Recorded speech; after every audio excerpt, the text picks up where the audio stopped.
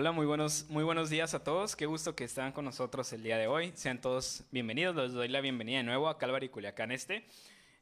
Siéntanse como en su casa, relájese, disfrute el mensaje que Dios tiene hoy para usted para bendecir su vida. ¿Sale? Entonces, si traes una Biblia, la puedes ir abriendo en Hechos capítulo 17. Y mientras tú vas abriendo la Biblia, quiero comentarte acerca de un programa de televisión que vi ya hace mucho tiempo. Es más, era tan viejo que la imagen que ves ahí está toda pixeleada, porque era de cuando estaba por allá en la primaria, en la secundaria. Pero era un programa que se llamaba American Inventor. ¿Alguien alguna vez lo vio? ¿Sí? ¿Alguien sí lo vio? ¿Claudia lo vio? Pues American Inventor era algo así similar a lo que hoy es un programa que aparece que se llama Shark Tank. ¿Alguna vez has visto ese programa? Que hay unos jueces y tú presentas ahí tu invento o tu propuesta de negocio y ya ellos la aceptan, ¿no? Pues este programa era muy similar, pero era acerca de invenciones. Entonces tú llevas tu invento y lo presentabas ahí y ya había personas que lo aceptaban o lo rechazaban, ¿no? Había unos jueces. Pero se me quedó muy marcado una vez un capítulo acerca de un hombre, que es ese hombre que ves ahí en pantalla. Llegó este hombre y se llamaba Mark. Entonces Mark llegó bien entusiasmado, llegó con su invento listo para mostrarlo a los jueces porque creía que iba a ser algo revolucionario. Su invento se llamaba Bullet Ball. Hasta eran dos juegos, era Bullet Ball y Bullet Ball Extreme. Entonces tenía ahí sus juegos, llegó, lo presentó y estaba tan convencido de que tenía la esperanza de que llegara a ser un deporte olímpico, imagínate. Ese era su sueño, poder ver su juego en un deporte olímpico. Entonces llegó, lo presentó y mientras él iba narrando lo que había hecho, empezó a describir todo lo que había pasado, lo que había sufrido para llegar a ese invento, a ese juego. Y sabes, todo lo que invirtió Mark en ese juego, te lo voy a contar. Mark invirtió, primero, era el sueño de 26 años de su vida. Tenía 26 años diseñando este juego. Además, le había costado todos sus ahorros. Todo lo que él tenía lo había invertido en desarrollar la idea, en hacer prototipos, en poderlos diseñar. También invirtió, le costó también todos sus bienes materiales. Tuvo que vender su casa, estaba viviendo en su auto, vendió. Imagínate a qué punto llegó que vendió el anillo de compromiso de su esposa. Entonces hizo eso y eso pues tuvo sus consecuencias y terminó divorciado, perdió a su familia, todo por querer llegar y tener este juego listo y preparado. Lamentablemente, a ninguna de las personas que estaba ahí le convenció. Pero hubo una mujer de las juezas que le dijo, oye Mark, invertiste todo esto, invertiste años de tu vida, tus ahorros, tu familia, ahora vives en tu carro, ¿y qué es lo que tienes a cambio? Y este hombre le dijo, pues tengo a Bullet Ball, tengo mi juego, tengo lo que siempre soñé, lo que siempre quise. Y sin darse cuenta, este hombre le sacrificó toda su vida a este juego. Le sacrificó todo lo que tenía, se lo sacrificó a esa invención que nunca le pudo dar ningún fruto. Lo único que obtuvo a cambio, Mark, fue perderlo todo. Perder a su familia, perder su trabajo, perder sus bienes. Todo lo sacrificó por esa obsesión, por ese juego, por ese deseo que él tenía de poder un día llegar a ver ese juego en las Olimpiadas. ¿Sabes? A esa clase de obsesión, a esa clase de deseo, la Biblia le llama idolatría.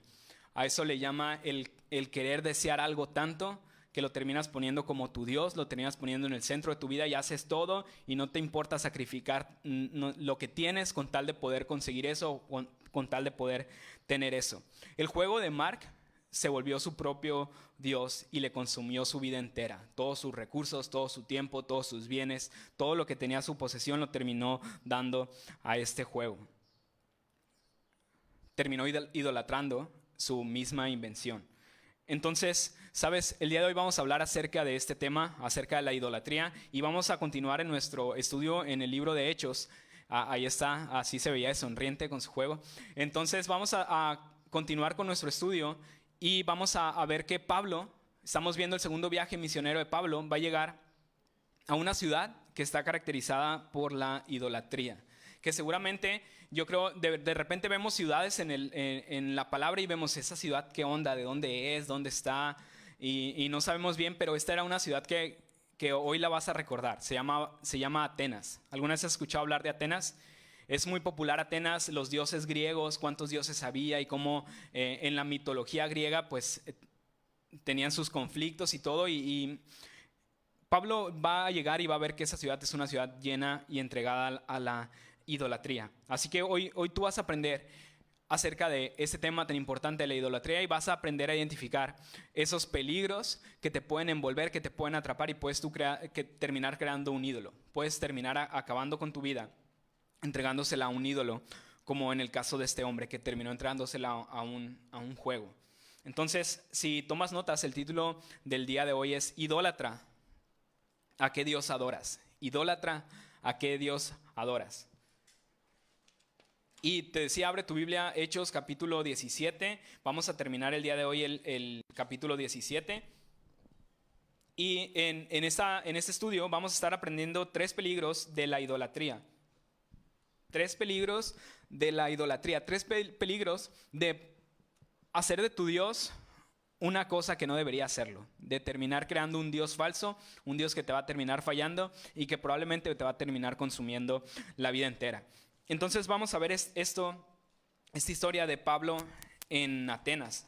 Y vamos a iniciar leyendo los primeros, del verso 16 al verso 21. Mira lo que ocurre desde el verso 16 al verso 21. Mientras Pablo los esperaba en Atenas, su espíritu se enardecía viendo la ciudad entregada a la idolatría. Así que discutía en la sinagoga con los judíos y piadosos y en la plaza cada día con los que concurrían. Y algunos filósofos de los epicúreos y de los estoicos disputaban con él y unos decían, ¿qué querrá decir este palabrero? Y otros parece que es predicador de nuevos dioses, porque les predicaba el evangelio de Jesús y de la resurrección. Y tomándole, le trajeron al Areópago diciendo, ¿podremos saber qué es esta nueva enseñanza de que hablas? Pues traes a nuestros oídos cosas extrañas. Queremos pues saber qué quiere decir esto. Porque todos los atenienses y los extranjeros residentes allí en ninguna otra cosa se interesaban sino en decir o en oír algo nuevo. Entonces, Pablo llega ahí a Atenas y recordemos, está el segundo viaje misionero de Pablo y hoy llega ahí a este lugar de Atenas. ¿Y recuerdas por qué llegó a Atenas? Atenas llegó casi obligado por la persecución que había estado sintiendo. Primero tuvo persecución en Filipos, luego en Tesalónica, luego llegó a Berea, vio fruto, pero sin embargo los de Tesalónica vinieron y le hicieron pleito y los hermanos lo enviaron a Atenas. Tomó un barco y se lo llevaron a Atenas. Entonces, de una manera casi obligada, involuntaria, Pablo termina en la ciudad de Atenas. Y también si has estado en esta serie, recuerdas que Pablo empezó con un equipo, incluso se agregaron otros miembros a su equipo misionero, pero en estos últimos pasajes que hemos visto, se va menguando el equipo de misiones de Pablo. Primero se queda Lucas, se queda en Filipos, después en Berea se queda Silas y Timoteo, y ahora en Atenas está él solo. Está solo y los está esperando a Silas, está esperando a Timoteo. Y parece como que está menguando la fuerza de ese equipo misionero. Pero llama la atención que Pablo no se desanima. Pablo no dice, ya me faltan, entonces pues voy a esperar a que vengan para entonces sí ir y seguir con el viaje misionero. Pablo en lo que espera se dedica a seguir predicando, a seguir evangelizando. Y aunque llegó casi a Atenas de casualidad, porque casi lo obligaron, aún así en Atenas está predicando y está compartiendo la palabra. Entonces Pablo sabe aprovechar bien el tiempo. Pablo no se desanima. Y sin embargo Pablo llega a la ciudad de Atenas y hay algo que de inmediato llama su atención y puede ver algo ahí que le resalta en cuanto llega a la ciudad. Dice el verso 16, mientras Pablo los esperaba en Atenas, su espíritu se enardecía viendo la ciudad entregada a la idolatría. Lo primero que ve Pablo en la ciudad de Atenas es que es una ciudad idólatra, es una ciudad que está de lleno entregada a los dioses, a los distintos dioses de esa cultura griega, y eso hace que el espíritu de Pablo se encienda. Dice que el espíritu se enardecía, el espíritu de Pablo, es decir, encendió, quería hacer algo al respecto de lo que él estaba viendo. Entonces, resalta eso, que Atenas era una ciudad idólatra. Atenas fue, tienes que saber, o seguramente ya lo sabes, de acuerdo a lo que nos han enseñado en la escuela, de que Atenas era una ciudad muy importante. En la antigüedad, Atenas era una de las ciudades más importantes, sobre todo por el ámbito filosófico. Ya en este punto de la historia, cuando está Pablo ahí, ya Atenas perdió esa gran fama que tenía, pero sin embargo sigue siendo un punto de reunión en donde van los principales filósofos, los que quieren estudiar más, los que quieren aprender, y sigue manteniendo esa cultura de intelectual, pero también esa cultura idólatra, de que había muchos ídolos ahí en la ciudad de Atenas. Entonces, incluso se decía que en Atenas se podían encontrar unas 3,000 estatuas que eran en su mayoría para diferentes dioses, ¿no? Entonces, imagínate, 3,000 estatuas a diferentes dioses. ¿Cuántas podrías tú contar aquí en Culiacán? No, pues unas que otras y ni siquiera son dioses, ¿no? Son a héroes de la patria o así. Pero aquí se caracterizaban esas estatuas principalmente porque eran para dioses. Incluso eso eran solo las estatuas más los templos que había y los altares en donde se les ofrecían toda clase de sacrificios y de adoración. Entonces, esta idolatría hizo que Pablo se activara y decidiera ir y predicar el evangelio. Te decía, casi Pablo llegó ahí por casualidad. Sabemos que no fue casualidad, era la mano de Dios actuando, pero no fue indiferente a la necesidad que estaba viendo a su alrededor. Pablo vio esa idolatría y decidió actuar al respecto.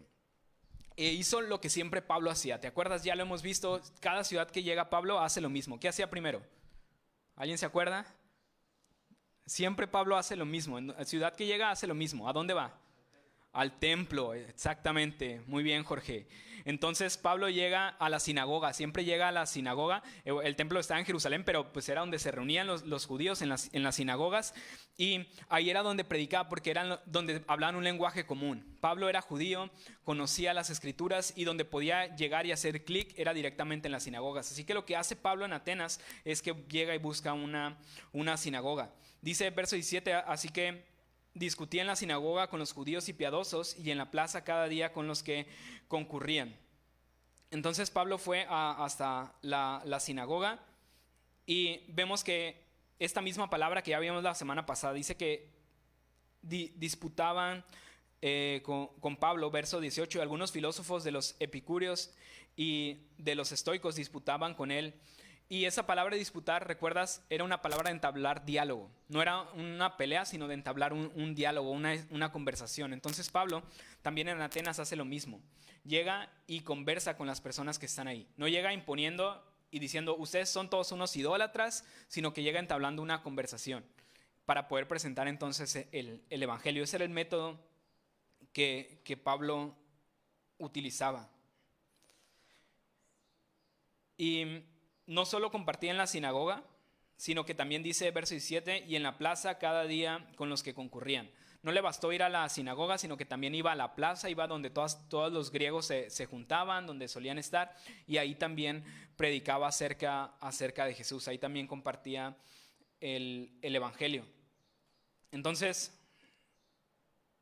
eso es lo que estaba haciendo Pablo ahí en Atenas, y eso que hacía de ir a la plaza sería, como era esa cultura tan intelectual, sería como si tú hoy te animaras y fueras a una universidad.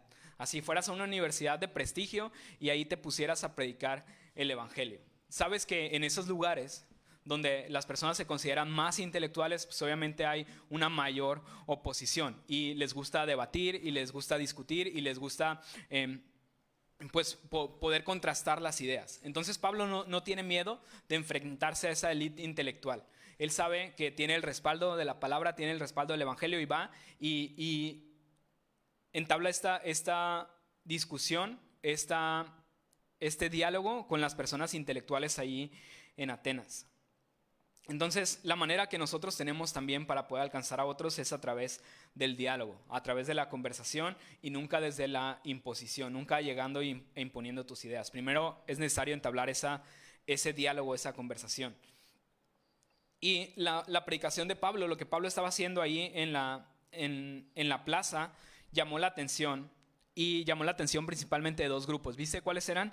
Dice, verso número 18, y algunos filósofos de los epicúreos y de los estoicos disputaban con él. Entonces están estos dos grupos, que son grupos, dice ahí misma la palabra, algunos filósofos. Entonces son grupos de filósofos que están ahí, y pues los filósofos tienen un concepto de ver la vida, de ver el mundo, y estos dos grupos pues también tenían sus conceptos y tenían sus ideas. Entonces, ¿qué era lo que pensaban? Para poderlo poner un poco más en contexto, ¿cuáles eran estos dos grupos? Primero tenemos los epicúreos, y ¿sabes qué eran esta clase de hombres? Lo que anhelaban ellos es poder encontrar la felicidad. Lo que querían ellos es poder encontrar la felicidad, y encontrarla a través de la búsqueda del placer.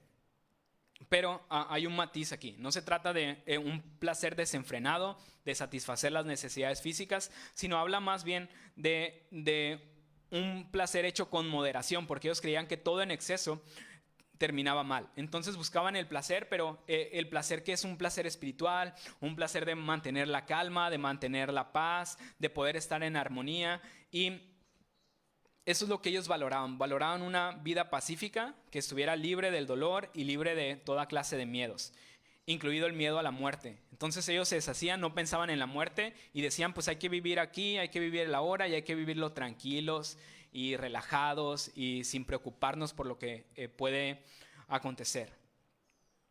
Algo que los caracterizaba es que ellos sí creían en dioses, pero los consideraban indiferentes a la humanidad. Decían, bueno, pues están los dioses, están todos estos dioses, pero no les importamos, no están cerca de nosotros. Ismael, ¿hay alguien ahí afuera? Perdón.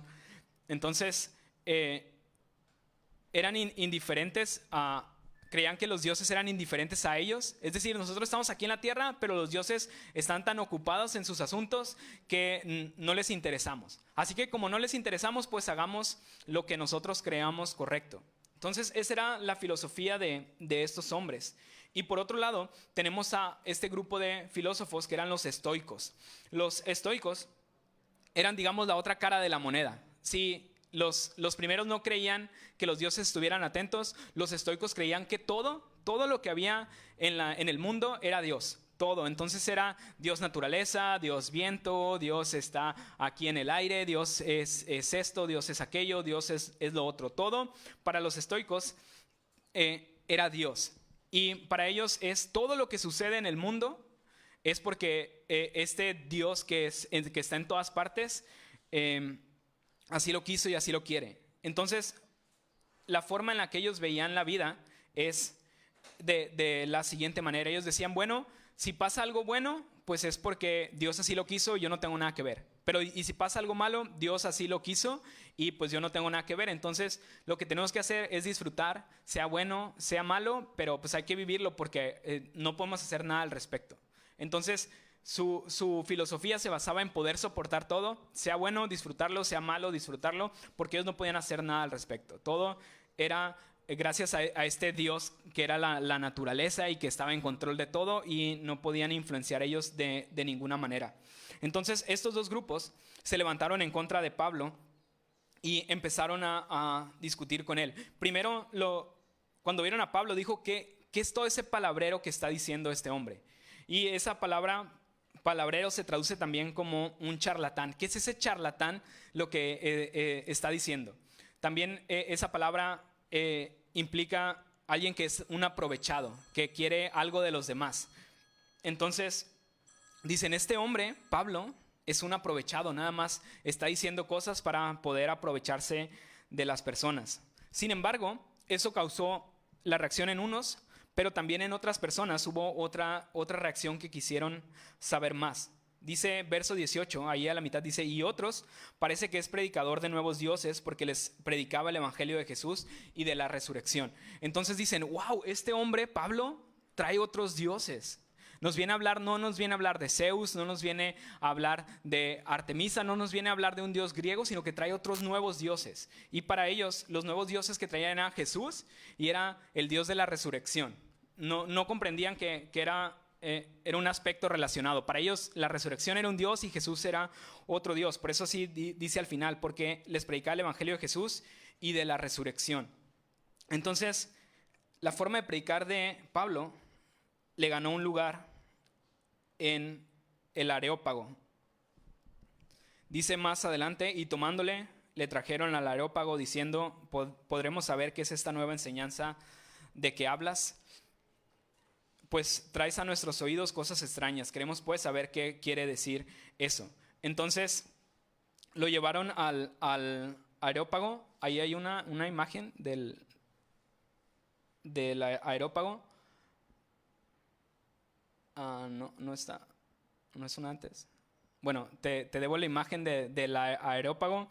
Pero el Areópago era, fíjate bien, no es aerópago, es Areópago. Estaba relacionado con el dios Ares. Y esa era la colina de Ares, es como se le conocía a este lugar. Era una parte alta de la ciudad de Atenas en donde se reunían los principales filósofos y conversaban acerca de temas de filosofía. También ahí en el Areópago se reunía el tribunal de Atenas, en donde también solían tomar decisiones. Entonces llevan a este lugar a Pablo para poder escucharlo mejor acerca del mensaje que tenía. Y podemos ver ahí en ese interés de querer escuchar estas cosas nuevas, que era lo que les importaba a estos hombres. Dice el verso 21, porque todos los atenienses y los extranjeros residentes allí en ninguna otra cosa se interesaban, sino en decir o en oír algo nuevo. Lo que les gustaba a estos hombres era que les dijeran algo nuevo, que llegaran y ahora sí te tengo la revelación más esperada del año, lo que nadie más sabe, lo que nadie más te ha dicho, aquí te lo voy a decir. Y eso es lo que les gustaba a todos estos filósofos, que les pudieran decir cosas nuevas.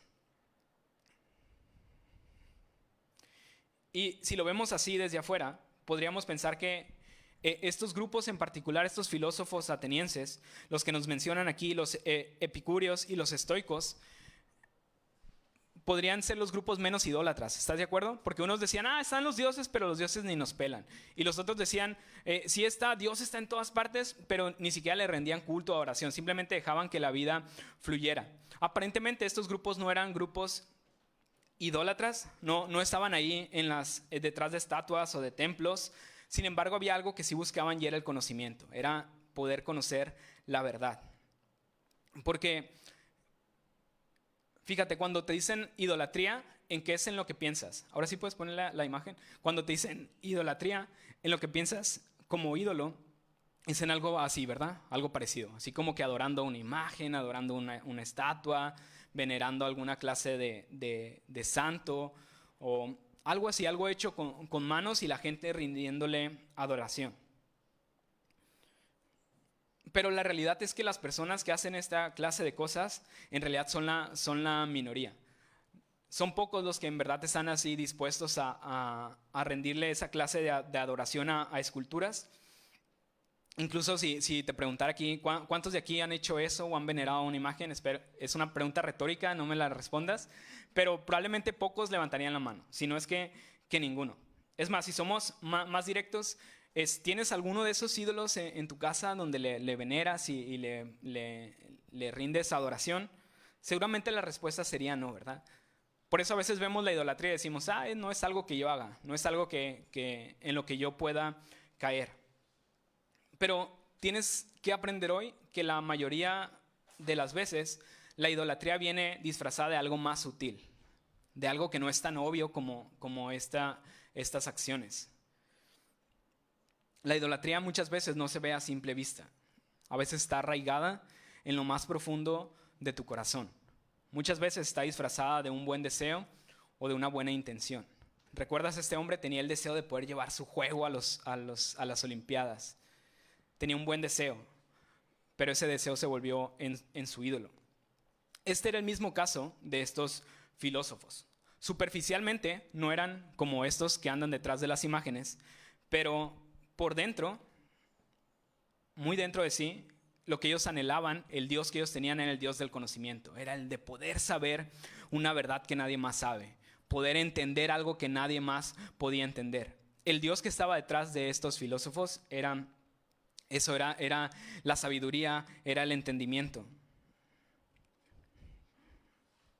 Es más, si a estos hombres le hubieras hecho la misma pregunta, oye, ¿tú veneras a un dios o tienes algún dios favorito?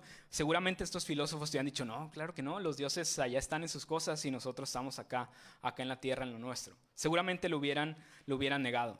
Y sabes, este es el primer peligro de la idolatría. El primer peligro de la idolatría es la negación. Es negación, es decir, yo no tengo ídolos, yo no practico esas cosas, yo no hago esas clases de cosas en mi corazón. No hay lugar más que para Dios. Y suenas bien, bien espiritual y bien adorador y todo, pero en realidad, si tomamos una radiografía de tu corazón, si estuviera solamente Dios o pudiéramos encontrar algo más ahí. Entonces, el primer peligro de la idolatría es la negación. Es encubrir los ídolos que hay dentro de tu corazón. Es decir, no, aquí todo está bien, no hay nada más que no sea el Señor Jesús. Pero a veces para nosotros es difícil, pero para el que ve de lejos es más sencillo de poder ver cuál es el ídolo de otra persona. ¿A poco no? En el ejemplo que poníamos al principio, era muy evidente que este hombre había perdido la razón a base del juego que quería crear. Pero él estaba tan cegado que no podía ver que su juego era su ídolo. Todos tenemos alguna clase de ídolo, alguna clase de Dios que tenemos que deshacernos de él. Incluso Juan Calvino escribió lo siguiente: el corazón es una fábrica de ídolos. El corazón es una fábrica de ídolos. Es la de arriba, creo.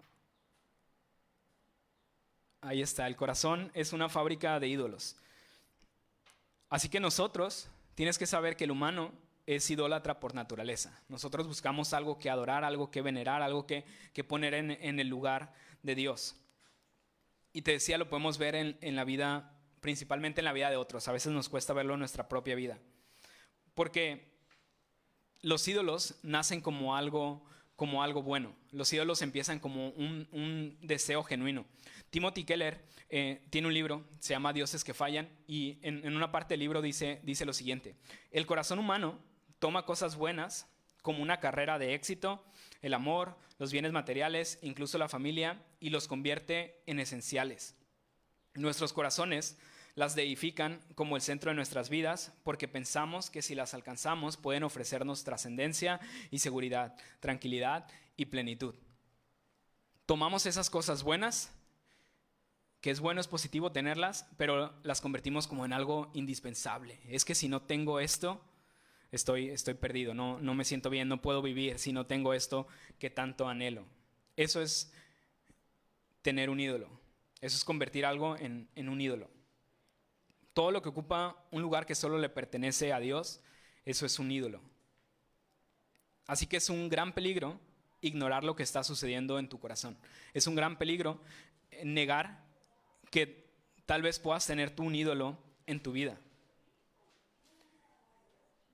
Por más moralista o humanista que trates de disfrazar ese ídolo, como estos hombres que decían, nosotros somos uno con la naturaleza y todo tiene su curso, todo tiene su acción y nosotros vamos adelante, estaban disfrazando también su ídolo como algo bueno. El Dios falso de estos filósofos era la sabiduría, era poder entender algo nuevo, poder poseer la verdad absoluta. Como muchas veces pasa ahora en la actualidad con la ciencia. Hay personas que están cegadas con el avance de la ciencia. Dicen, es que si no lo dice la ciencia, pues ya todo está mal, ¿no? Todo, si no me lo puedes demostrar científicamente, pues no es una verdad. Y idolatran de cierta manera la ciencia. Cuando a veces no se han puesto a preguntarse que una de las principales labores de la ciencia es refutar lo que la misma ciencia ha dicho.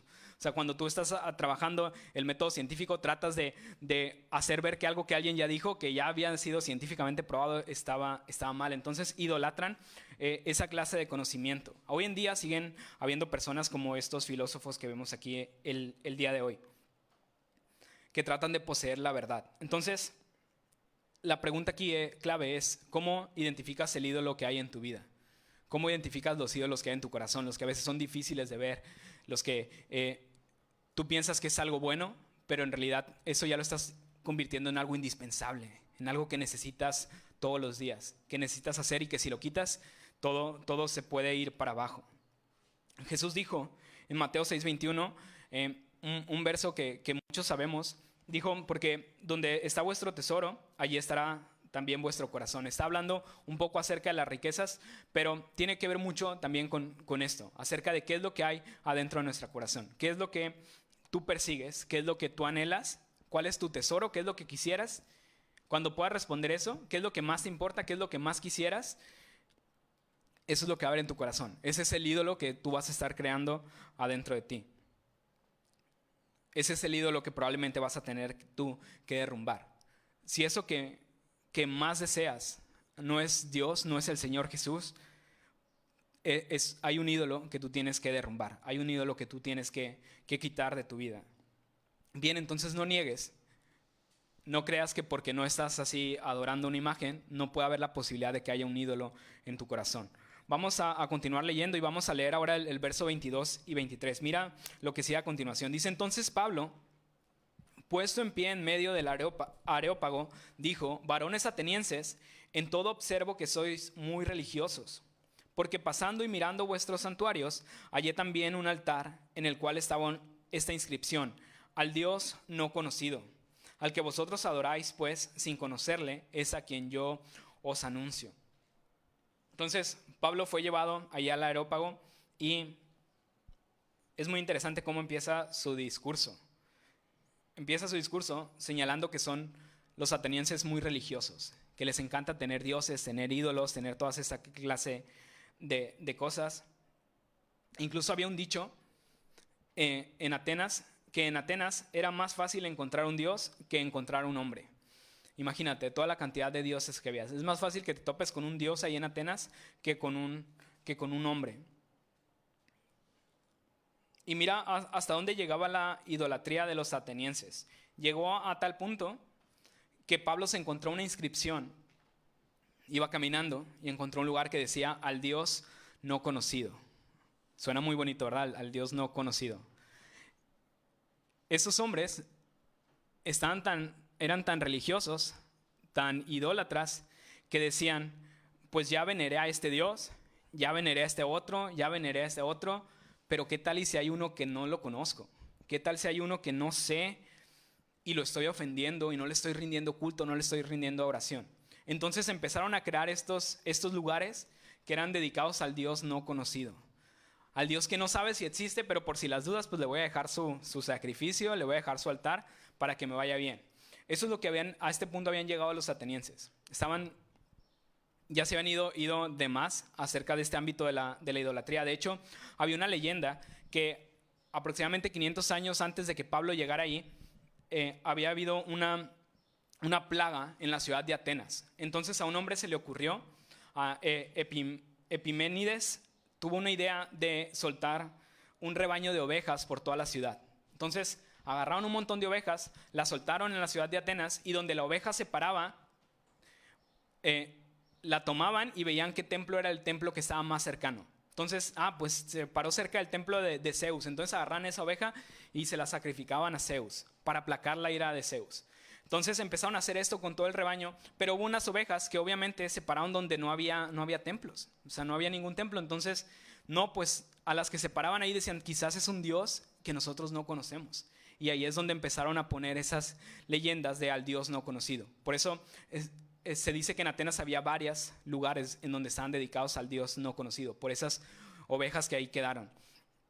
Entonces eran hombres que trataban de refugiarse y decir, bueno, pues por si hay alguien más, hay un Dios más, pues hay que rendirle culto, hay que rendirle adoración, aunque ni siquiera lo conozcamos, ni siquiera sepamos quién es.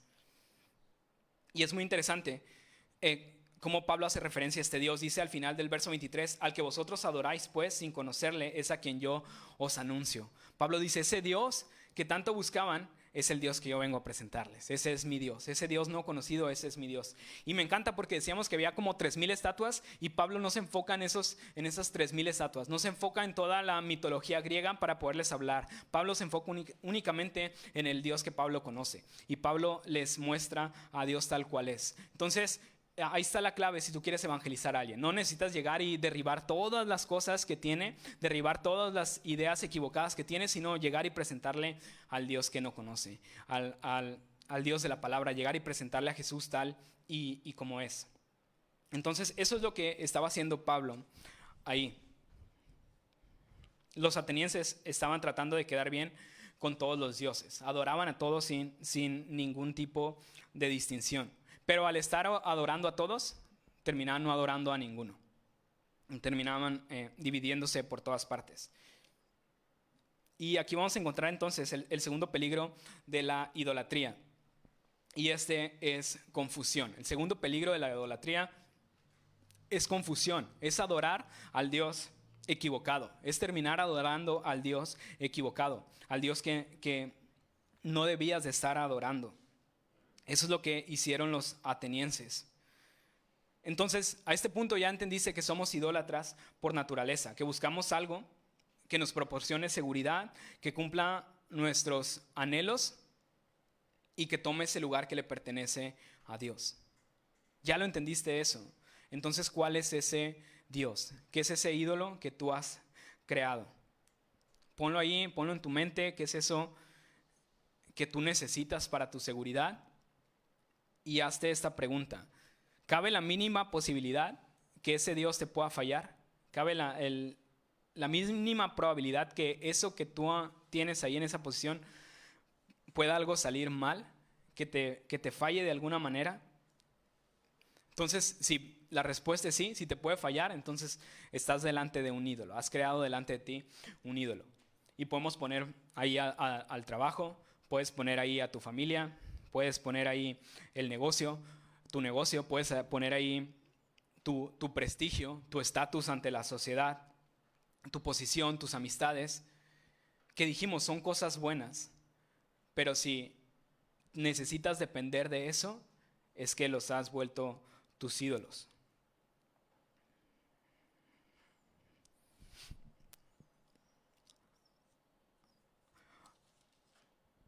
Entonces, veíamos esta clase de adoración, de idolatría que tenían estas personas en Atenas y sigue siendo muy, muy común todavía en nuestros días aquellos que adoran varios dioses y que buscan como satisfacerlos a todos. Hay personas que van de iglesia en iglesia y no solo en iglesia cristiana o ponle la religión que sea, sino que van de religión en religión y dicen, bueno, pues vamos aquí con estos que están aquí detrás de la ley a ver qué es lo que ellos dicen. Y si no sabes, hay varias aquí abajo, entonces dicen, bueno, pues mañana vengo a la de abajo, ¿no? Y al otro día vengo a que está acá a un lado. O si no, mañana voy al templo que está por allá, o voy a esta otra parte, y van así buscando y viendo quién es el mejor postor o quién es el que les ofrece más. Incluso dicen, pues por si las dudas les sirvo a todos y pues alguno de ellos me tiene que salvar, ¿no? Esa era la postura que tenían los de Atenas y es la postura que sigue habiendo el día de hoy. Pero tienes que saber que solo hay lugar para uno. Solamente en tu corazón hay espacio y lugar para uno. También Jesús dijo en este mismo capítulo que habíamos visto, en Mateo 6, dijo, ninguno puede servir a dos señores porque aborrecerá a uno y amará al otro, o estimará al uno y menospreciará al otro. No puedes servir a Dios y a las riquezas. Jesús seguía hablando del mismo tema, pero lleva a lo mismo. No puedes tú tener dos dioses. No puedes tener tú dos cosas que digas, es que necesito estas dos cosas, necesito a Dios, pero pues Dios, necesito también mi trabajo, no me vayas a quitar mi trabajo. Está bien Dios, pero también que todo vaya bien en mi familia, que vaya bien en mis amistades, que vaya bien todo en mi carrera profesional, porque podemos hacer eso y muchas veces caemos en eso, en poner a Dios y algo más al lado. El Señor dice que no es así. El primer mandamiento, amarás a Dios con todo tu corazón. Y con todo tu corazón dice que todo es para Él.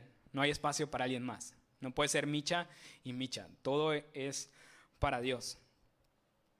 Así que no seas alguien que anda así en múltiples dioses, sino dale el espacio solo a uno. Solo a Jesús. Solo es Jesús el único que puede tomar y ocupar ese lugar.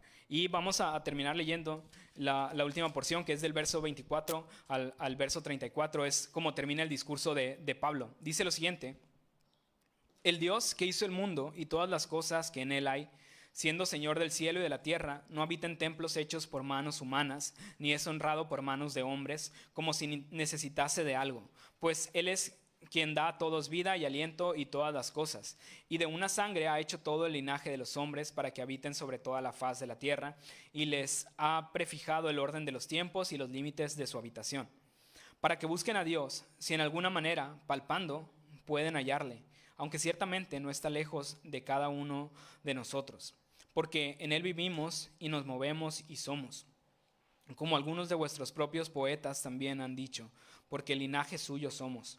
Siendo pues linaje de Dios, no debemos pensar que la divinidad sea semejante a oro, a plata, a piedra, escultura de arte y de imaginación de hombres. Pero Dios, habiendo pasado por alto los tiempos de esta ignorancia, ahora manda a todos los hombres en todo lugar que se arrepientan, por cuanto ha establecido un día en el cual juzgará al mundo con justicia, por aquel varón a quien designó, dando fe a todos con haberle levantado de los muertos. Pero cuando oyeron lo de la resurrección de los muertos, perdón, unos se burlaban y otros decían: ya te oiremos acerca de esto otra vez. Y así Pablo salió en medio de ellos, mas algunos creyeron juntándose con él, entre los cuales estaba Dionisio el Areopagita, una mujer llamada Dámaris y otros con ellos.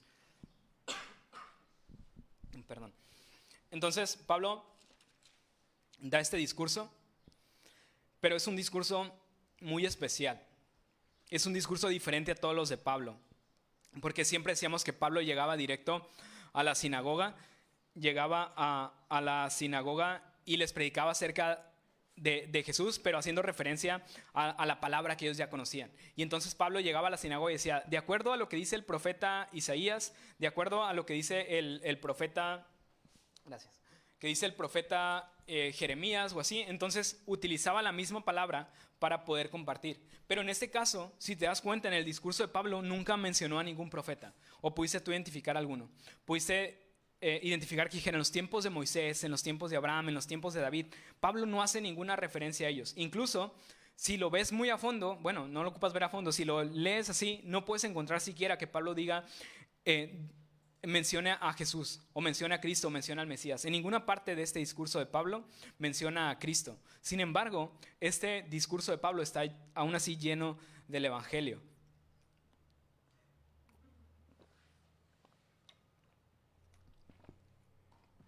Perdón, es que quería terminar la idea. Entonces, el discurso de Pablo estaba sin mencionar a Cristo, sin mencionar la Escritura, sin mencionar a los profetas, sin mencionar a los patriarcas, aún así estaba lleno del Espíritu Santo. Y nosotros también podemos predicar a Cristo de la misma manera. Aunque no los menciona, el discurso de Pablo tiene todos los elementos necesarios para poder compartir el Evangelio. Pero la pregunta sería, ¿por qué Pablo no los mencionó? ¿Por qué Pablo no menciona las Escrituras? ¿Por qué Pablo no menciona a los profetas? ¿Por qué Pablo no menciona siquiera a Cristo? La respuesta a esto es porque la audiencia de Pablo era distinta. En este caso, eran griegos. No tenían ninguna relación con los judíos. No tenía caso que Pablo llegara y dijera, como dice el profeta Isaías, y ellos iban a decir, ¿y quién es Isaías? Yo no conozco a Isaías. Entonces Pablo usó las habilidades que Dios le había dado para la retórica y poder compartir el Evangelio sin siquiera mencionar la Biblia o mencionar las Escrituras. Tiene la esencia del Evangelio. Pablo dice que Dios es creador. Verso 24, el Dios que hizo el mundo y todas las cosas que en él hay, siendo Señor del cielo y la tierra, no habita en templos hechos por manos humanas. Entonces Pablo deja en claro esto de que Dios es un Dios creador, es un Dios que ha hecho todas las cosas, es un Dios que está también cercano a la humanidad, que le interesa la humanidad. Dice verso 27, para que busquen a Dios, si en alguna manera palpando pueden hallarle, aunque ciertamente no está lejos de cada uno de nosotros. Dios creó todo, pero no está lejos, sino que está cerca de nosotros y nos está buscando. Incluso no ocupa mencionar a Jesús para que tú sepas que habla del mismo Jesús.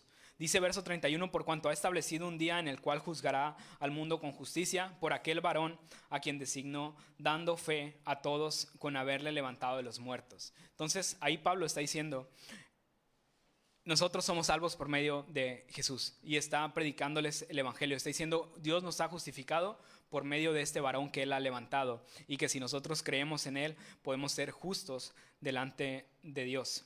Y además predica acerca de la resurrección. Entonces Pablo hace este discurso tan diferente, pero igualmente lleno del evangelio. Y era muy polémico para su audiencia. Recordemos, eran griegos los que lo estaban escuchando. Y primero dice que Dios es creador. Para los griegos no existían los dioses creadores. Estaba el Dios de la guerra, estaba el Dios del amor, estaba el Dios de esto, el Dios de aquello. Pero en sí, en la naturaleza de los dioses griegos, no estaba el don de crear cosas. No estaba el de poder hacer algo o formar con sus manos. Incluso el mismo Dios Zeus no era un Dios que hubiera creado las cosas. También Pablo deja algo muy en claro y deja que todos los hombres son iguales. Dice, verso 29, siendo pues linaje de Dios. Dejen claro que todos vienen de parte de Dios, que todos somos creación de Dios. Y para los griegos, ellos tenían algo muy en claro. Estaban ellos como griegos y estaban todas las demás personas. O sea, los demás eran de menor calidad que ellos, eran inferiores. Estaban los griegos y estaban los bárbaros. Si tú no eras griego, pues eras de menor calidad, eras inferior. Y Pablo dice, todos nosotros somos iguales. Y delante de Dios, todos somos iguales. Y además, también usó un recurso que citó a sus mismos filósofos, a sus mismos profetas. Dice, verso 28, porque en él vivimos y nos movemos y somos, como algunos de vuestros propios poetas también han dicho, porque linaje suyo somos. Entonces citó también a dos filósofos, dos poetas, que no es que Pablo lo que está haciendo al citarlos, les está diciendo que las palabras que ellos dijeron tenían razón, no está diciendo que toda la enseñanza que ellos dicen fuera correcta. Simplemente esas partes en específico tenían razón y estaban relacionadas con el mensaje que Pablo estaba presentando. Y también deja algo muy en claro, que la alabanza, la adoración que estaban rindiendo los griegos era una adoración algo ridícula. Verso 25, ni es honrado por manos de hombres como si necesitase de algo, pues Él es quien da a todos vida y aliento y todas las cosas. Dice Pablo, la forma en la que ustedes están adorando a los dioses es ridícula. El Dios que hizo todo no necesita que tú vayas y le adores y le hagas una especie de figurita con tus manos para poder representarlo. Él es el que te hizo, no tiene caso que tú trates de representarlo a Él cuando tú provienes de Él mismo.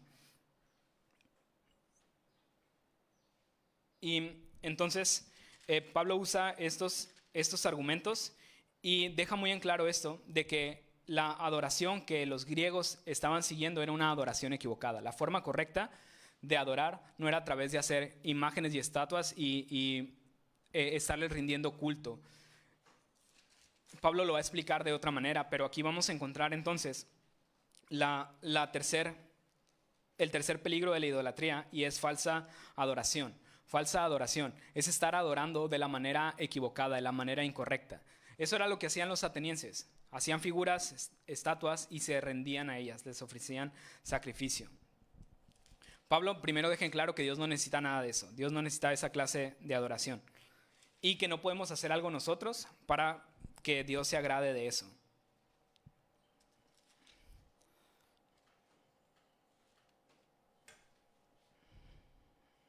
Si Dios te permite formar parte, servirle, ser parte de la iglesia, no es porque Él lo necesite, no es porque Él necesite que tú estés acá. Él lo podría hacer todo solo. Sin embargo, nos da el privilegio de poder participar en su obra, de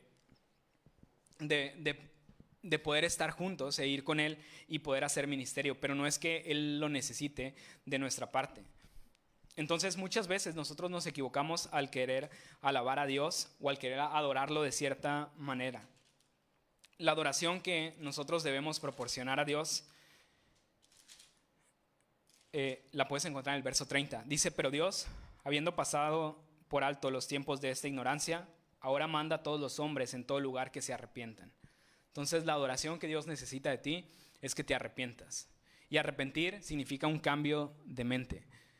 La adoración que Dios desea de ti es que puedas cambiar tu manera de vivir, puedas cambiar tu manera de pensar, que no estés dividido en dos mundos, sino que puedas vivir conforme a su palabra, que puedas vivir conforme a lo que Él ha escrito y nos ha dejado.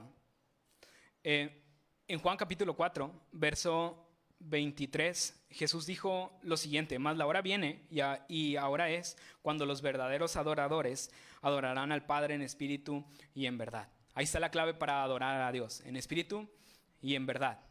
No es en postrándote, tirándote, revolcándote, haciendo estatuas, imágenes, sino es en espíritu y en verdad. ¿Qué significa adorar en espíritu y en verdad? En espíritu quiere decir lleno del Espíritu Santo, viviendo conforme al Espíritu Santo, dejando que el Espíritu Santo actúe en tu vida. Y número 2, en espíritu y en verdad es conforme a su palabra, viviendo tu vida conforme a la palabra de Dios. ¿Quieres adorar como Dios manda que le adoren? Adórale con tu vida, con la forma en la que tú vives, dejando que el Espíritu de Dios actúe en ti y viviendo conforme a la verdad de su palabra. No viviendo tu vida egoísta, sino viviendo conforme a lo que Dios ya ha hablado, dando una evidencia de la obra del Espíritu Santo que hay en tu vida.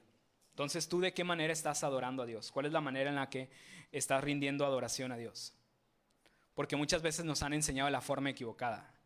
Y te dicen, tienes que hacer esto, llévate esta imagen, llévate esta cruz a tu casa, la cuelgas y una vez al día le haces esta oración o haces esto o haces lo otro y ya con eso pues ya vas a estar bien con Dios, ya le vas a haber rendido una adoración, un culto especial. Pero no es así, Dios no necesita eso, no necesita una imagen. Él te hizo, ¿para qué va a necesitar que tú le hagas una imagen? Él quiere un cambio en tu vida, un arrepentimiento, que puedas cambiar tu mente, puedas cambiar tu forma de vivir y puedas vivir para Él. Entonces, ¿de qué manera estás tú adorando a Dios? El día de hoy hemos visto 3 peligros de la idolatría: negación, confusión y falsa adoración. Y si te diste cuenta, fuimos de menos a más, de decir yo no adoro a nadie, yo no tengo ningún ídolo. Pero vimos que todos tenemos una fábrica de ídolos en nuestro corazón. Y aunque no sea tan palpable, seguramente hay algún ídolo dentro de nuestro corazón. Número 2, confusión. Podemos estar adorando al Dios equivocado. Podemos ir en el sentido equivocado, buscando complacer a 2 dioses al mismo tiempo. Y esa no es la forma. Y número 3, podemos estar creyendo que adoramos al Dios correcto, adorando a Jesús, pero haciéndolo de una manera equivocada, no rindiéndole nuestra vida por completo. Entonces, ¿qué Dios estás adorando? ¿De qué manera los estás adorando? Vamos a orar. Cierra ahí tus ojos y vamos a terminar en oración. Señor, gracias, Padre. Gracias por lo que tú has hablado el día de hoy, Señor. Y gracias por confrontarnos con tu palabra, confrontarnos, Señor, acerca de la idolatría. Y te pido el día de hoy, Dios, que tú, que eres todopoderoso, puedas ver lo que hay dentro de nuestro corazón, puedas ver lo que hay en nuestro interior. Y si hay un ídolo ahí, Señor, te pido hoy que tú lo puedas quebrar, que se pueda ir, Señor, que lo podamos hacer a un lado y podamos darte el lugar, Señor, cederte el lugar a tu Hijo Jesús. Que Él sea el que pueda hoy reinar en nuestro corazón, el que pueda tener el dominio, Señor. Y ayúdanos a no caer en falsos ídolos, en falsas promesas de seguridad, de bienestar, de tranquilidad, Señor. Y ayúdanos a comprender que solo tú eres al que necesitamos. Solo eres tú quien puede llenar nuestros vacíos de aceptación, de realización, Señor, de seguridad. Así que llénanos hoy, Señor, que todo nuestro corazón esté de lleno para ti, que no haya lugar para nadie más, sino que tú puedas ser el que reine ahí, que tu Espíritu Santo pueda ser el que more en nuestros corazones, Señor. Ayúdanos a quitar todo ídolo que haya en nuestra carne, aunque sea difícil de ver a veces para nosotros. Y ayúdanos, Señor, a que esos ídolos no destruyan nuestra vida. Que hoy que hay tiempo, hoy que estamos en un momento adecuado, Señor, podamos volvernos a ti. que no hagamos caso a esos falsos dioses, Señor. Podamos entregarnos de lleno a ti. Muchas gracias, Padre, por lo que tú hablaste el día de hoy. Y te pido ahí en tu lugar que sigas orando acerca de esa palabra que has escuchado hoy. Si hay algún ídolo que has tenido en tu vida, que has tenido en tu corazón, es momento de que hoy lo puedas destruir, hoy lo puedas hacer a un lado y le puedas dar lugar al Dios verdadero. Puedas dar lugar al Señor Jesús para que habite y more en tu corazón. Y quiero aprovechar en lo que tú oras para hacer una invitación a aquellos que nos visitan por primera vez. Tienes un tiempo viniendo a la iglesia, pero hoy puedes reconocer que el ídolo de tu corazón no es el Señor Jesús, que el que gobierna en tu vida no es el Espíritu de Dios. Así que hoy te invito, si tienes poco tiempo en la iglesia, que puedas tomar una decisión al respecto. Que hoy rindas tu vida a Jesús. Que hoy confíes en Él como tu Señor, como tu Salvador. Puedas proceder al arrepentimiento y puedas tener vida eterna. Así que quiero preguntar si hay alguien hoy que hoy quieras rendir tu vida a Jesús. Quieras confesarlo como tu Señor y Salvador y darle ese lugar que le pertenece. Darle ese lugar en tu corazón. ¿Habrá alguien hoy que quiera tomar esta decisión y nunca antes lo haya hecho? Levanta ahí tu mano donde estás. Simplemente queremos orar por ti, queremos bendecir tu vida. ¿Habrá alguien hoy que quiera tomar esta decisión y nunca antes lo haya hecho? Levanta ahí tu mano. Bien, nos ponemos todos de pie. Para terminar, vamos a terminar alabando a Dios y adorándolo con nuestro corazón, en espíritu y en verdad. Bien.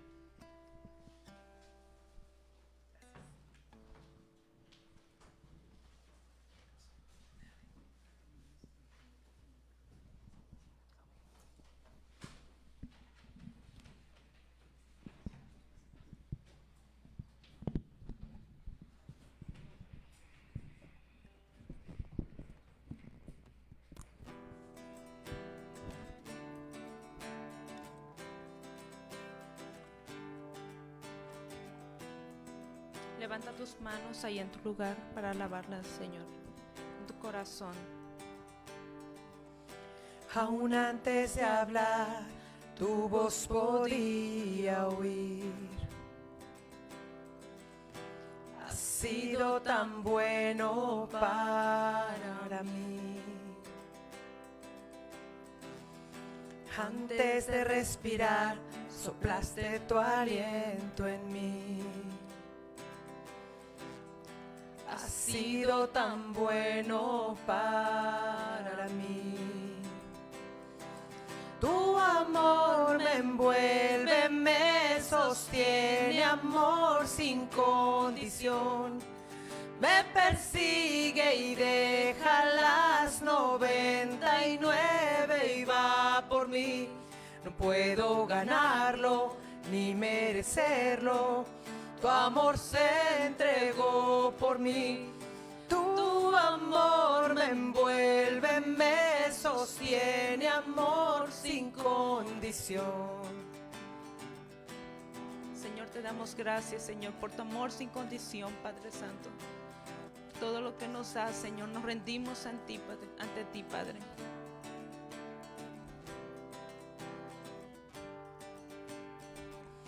Cuando enemigo fui, tu amor luchó por mí. Has sido tan bueno para mí. Cuando indigno fui, pagaste el precio por mí. Has sido tan bueno para mí.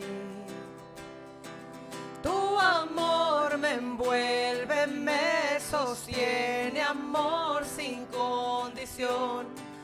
Me persigue y deja las 99 y va por mí.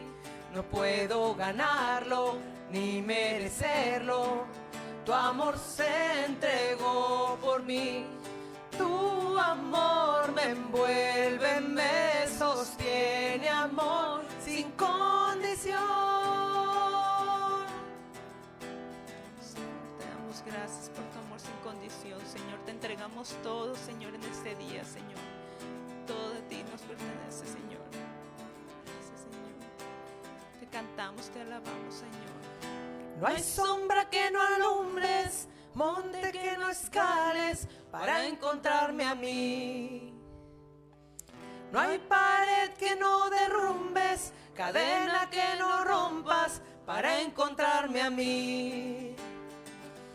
No hay sombra que no alumbres, monte que no escales para encontrarme a mí.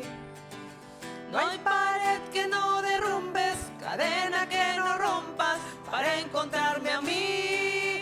Tu amor me envuelve, me sostiene, amor sin condición. Me persigue y deja las 99 y va por mí. No puedo ganarlo ni merecerlo. Tu amor se entregó por mí. Tu amor me envuelve, me sostiene, amor sin condición. Gracias, Padre. Señor, por tu Te damos gracia, toda la Señor. honra, Te Señor. alabamos y te exaltamos, Señor, con todo nuestro corazón, Señor. Señor, por todo lo que haces, Padre Santo. Señor, por todo, Señor. Le cedemos la palabra al Pastor Jesús. Bueno, nada más ya para terminar, queremos terminar esta reunión con algo especial, y eso es recordando lo que Cristo ha hecho por nosotros. Así que vamos a terminar tomando Santa Cena. Si vienes por primera vez, no te sientas comprometido a participar de esto.